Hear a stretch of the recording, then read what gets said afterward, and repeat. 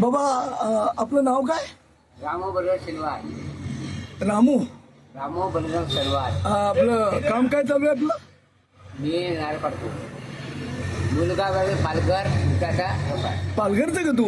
मग इथे कुठे राहतो? आता उमरा ग्रामपंचायत. ग्रामपंचायतीच्या बाजूला का?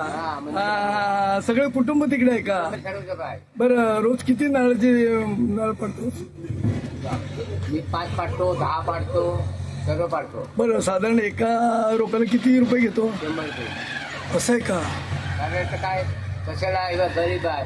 आता काय भाव वाढला सावळ्याचे 10, 100, 60 रुपये. खरंय खरंय खरंय. पण तुम्हाला हे काय हे नारळ चढणं हे तुम्हाला कोणी शिकवलं?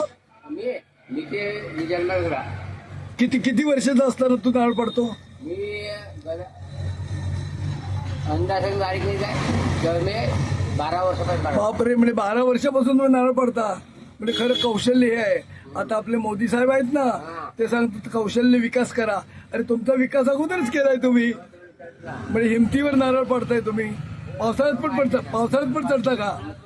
पावसाळ्यात. ओके, धन्यवाद धन्यवाद. पण एक काम करा, पैसा वाचवता ना, बँकेत ठेवता का? बरं बरं बरं. कारण असं फुकट उडवू नका. तुमच्या कष्टाचा पैसा आहे, तो नीट सांभाळा आणि व्यसनात घालवू नका.